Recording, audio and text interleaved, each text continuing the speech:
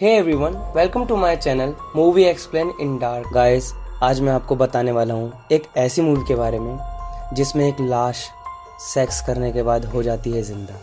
है ना बिल्कुल डरावना। तो गाइस, आप अपना दिल और अपना समझ ही गए होंगे। तो चलो गाइस, कहानी की शुरुआत करते हैं। साल 2015 में आई एक thriller movie the corpse of Anna Fritz. तो दोस्तों, मूवी स्टार्ट होती है अब, और हमें दिखाया जाता है स्पेन का एक जाना माना हॉस्पिटल, जहां पर देश की एक जानी मानी और बेहद खूबसूरत एक्ट्रेस को लाया जाता है बिकॉज उनकी डेथ हो गई होती है। उनकी डेथ कैसे हुई, कहाँ हुई, इसके बारे में कोई कुछ नहीं जानता होता है। और इस हॉस्पिटल में जितनी भी डेड बॉडीज़ होती हैं, उनकी देखभाल के लिए एक पाउ नाम का बंदा होता है। उसके अंडर में ही सारी डेड बॉडीज़ रखी जाती हैं। और जब इस बार पाउ ने देश की सबसे खूबसूरत एक्ट्रेस की डेड बॉडी को अपने सामने देखा तो वो हिल सा जाता है और उसकी नीयत ख़राब हो जाती है। वो एना की बॉडी के साथ अपनी पिक लेने लगता है ताकि वो अपने दोस्तों को दिखा सके। और फिर इसके बाद पाउ के दो दोस्त हेवी और इवान भी वहाँ आ जाते हैं और उसको बोलने लगते हैं कि हमें एक पार्टी में जाना है, तो हम तुमको लेने के लिए आए हैं। लेकिन पाउ की शिफ्ट ख़त्म होने में अभी 1 घंटा बाकी होता है। लेकिन पाउ के दोस्तों को सब्र नहीं होता और फिर वो अपना प्लान चेंज कर लेते हैं और हॉस्पिटल के पीछे वाले डस्टबिन के बगल में जाकर के नशे करने लगते हैं। पाउ उनको हॉस्पिटल में आई एना फ्रीज की डेड बॉडी के बारे में बताने लगता है। ये सुनने के बाद उनका शैतानी दिमाग कुछ करने के लिए सोचता है और उसमें से एक दोस्त पाउ से बोलता है कि उन्हें एना की बॉडी को पास से देखना है। जीते जी तो हम उसको देख नहीं पाए, कम से कम मरी हुई देख लें। उनके काफ़ी फोर्स करने के बाद पाउ उनको मर्चरी में ले जाता है। जिंदगी में इतनी खूबसूरत एक्ट्रेस को अपने सामने देख उनकी नीयत बिगड़ सी जाती है और इवान एना की बॉडी को टच करने लगता है और वो हावी को भी टच करने के लिए बोलता है। और पाउ उनको एक शॉकिंग बात बताता है और बोलता है कि हॉस्पिटल से जब भी कोई बॉडी डिस्चार्ज होने वाली होती है तो उसके 1-2 घंटे पहले बॉडी के साथ क्या होता है ये किसी को भी पता नहीं होता है। और जब भी कोई डेड बॉडी डिस्चार्ज होने वाली होती है तो हम उस बॉडी के साथ जो मर्जी चाहें वो कर सकते हैं। और तो और मैंने 16 साल की लड़की के साथ बहुत कुछ किया भी है, जिसकी क्लिप्स और पिक्स वो अपने फ़ोन में दिखाता है। और उसकी ये सारी बातें सुनकर इवान का शैतानी दिमाग चलने लगता है और वो बोलता है कि ये सारी चीज़ें हम इस एक्टर के साथ भी कर लें बिकॉज ये किसी को बताने वाली तो है नहीं और हमें इसके साथ ये करता कोई देखने वाला भी नहीं है। हावी को उनकी ये बात पसंद नहीं आती है और वो उनको ये सब करने से मना कर देता है, लेकिन वो लोग उसकी बात नहीं सुनते हैं। तो हावी खुद को एक रूम में बंद कर लेता है। अब शुरू होता है दरिंदगी का एक गंदा खेल। सबसे पहले इवान आना के ऊपर पड़े सारे कपड़ों को एक एक करके उतार देता है और उसकी बॉडी को ऊपर से लेकर नीचे तक छूने लगता है। फिर आना की डेड बॉडी के साथ सेक्स करने लगता है।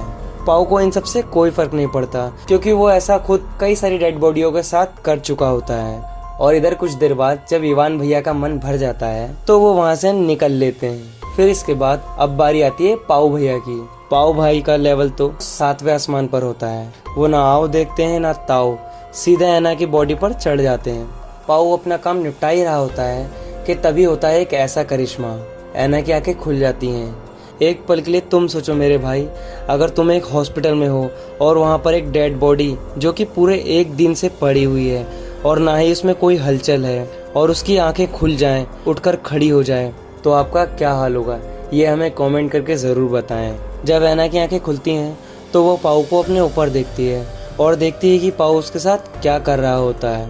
एना की आंखें खुली देखकर पाउ भैया की तो हवा निकल जाती है और पाउ भाई नीचे ज़मीन पर गिर जाते हैं और ज़ोर ज़ोर से चिल्लाने लगते हैं। पाउ की आवाज़ सुनकर इवान और हबी भी वहाँ आ जाते हैं और जब वो वहाँ पहुँचते हैं तो वो देखते हैं कि आना उठकर उनके सामने खड़ी होती है। हैवी आना को जिंदा देखकर खुश होता है और ये कहता है कि इसको डॉक्टर के पास ले चलते हैं, नहीं तो ये कहीं फिर से मर ना जाए। लेकिन इवान के मन में ये चल रहा होता है कि अगर कहीं ये ठीक हो गई तो ये हम सबको नहीं छोड़ेगी।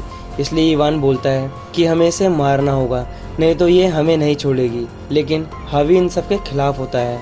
हैवी और इवान के बीच लड़ाई होने लगती है और इवान हैवी के सिर पर मार देता है और लड़ाई खत्म होती है हैवी की मौत के साथ। इसी बीच एना हैवी का फ़ोन निकाल लेती है और अपने फादर को कॉल कर देती है। एना बोलती है कि मैंने अपने फादर को कॉल कर दिया है, वो आते ही होंगे यहाँ पुलिस के साथ, वो तुम लोगों को नहीं छोड़ेंगे। ये सुनकर पाओ और इवान डर जाते हैं और वो एना को कुछ नहीं करते।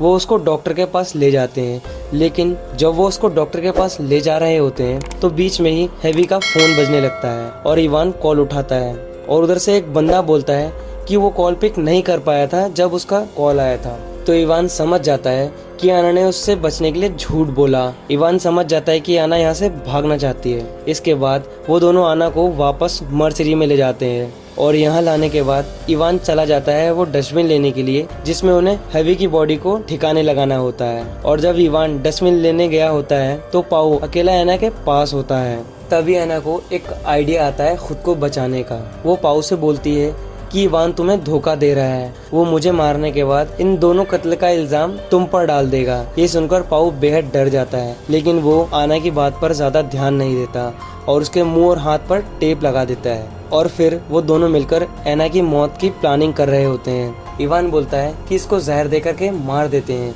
लेकिन पाओ कहता है कि जहर देने से ये जल्दी नहीं मरेगी। तो इवान कहता है कि इसकी सांस रोक देते हैं। फिर इवान और पाओ दोनों मिलकर के उसके मुंह को कपड़े से दबाने लगते हैं और कुछ देर बाद एना मर जाती है। उसके मरने के बाद इवान और पाओ राहत की सांस लेते हैं और फिर वो वहाँ से बाहर चले जाते हैं और हेवी की बॉडी को भी ठिकाने लगा देते हैं। जब वो बाहर निकल रहे होते हैं तो इवान को याद आता है कि वो अपना नशे वाला कार्ड तो अंदर ही भूल आया है और अगर वो कार्ड नहीं लाया तो इसकी वजह से वो पकड़ा जा सकता है। और फिर वो कार्ड लेने के लिए अंदर चले जाते हैं। जब वो अंदर जाते हैं तो जो वो देखते हैं उसे देख करके उनके पैरों तले जमीन निकल जाती है। वो देखते हैं कि अना फिर से जिंदा हो गई थी और उनके आंखों के सामने खड़ी थी, लेकिन इस बार वो खुद से जिंदा नहीं हुई थी। इस बार पाओ ने उसकी जान बचाई थी।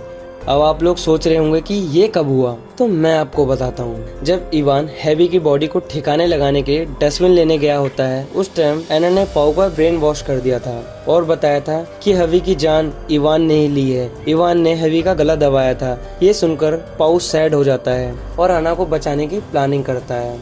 वो कपड़े से उसका हल्का मुंह दबाता है और आना भी मरने की एक्टिंग करती है, लेकिन अभी भी आना मरी नहीं होती है। उसको बचाने में पाओ का हाथ है, ये इवान को पता चल जाता है और वो पाओ को मारने लगता है। पाओ जमीन पर गिर जाता है और इधर एना एक कैंची को अपने हाथ में ले लेती है और इवान जब उसको मारने जाता है तो एना उसके गले पर कैंची से वार कर देती है और इवान की मौत हो जाती है। पाओ ये सब देख करके काफी शर्मिंदा होता है और ये सोचता है कि उसने तो एना की जान बचाई है तो वो उसे नहीं मारेगी, लेकिन ऐसा नहीं होता है। एना पाओ के पास जाती है और उसके पेट में कैंची घुसेड़ देती है, जिससे कि पाओ की भी मौत हो जाती है। तो दोस्तों, कैसे लगी आपको ये वीडियो? अगर वीडियो अच्छी लगी हो तो वीडियो को लाइक करिएगा, शेयर करिएगा, कमेंट करिएगा और हमारे चैनल को सब्सक्राइब करिएगा। दोस्तों, हमने अपना इंस्टाग्राम का लिंक अपने डिस्क्रिप्शन में दिया है, तो वहां से जाकर के आप हमें फॉलो कर सकते हैं। तो चलिए दोस्तों, मिलते हैं अगली स्टोरी के साथ। तब तक के लिए गुड बाय।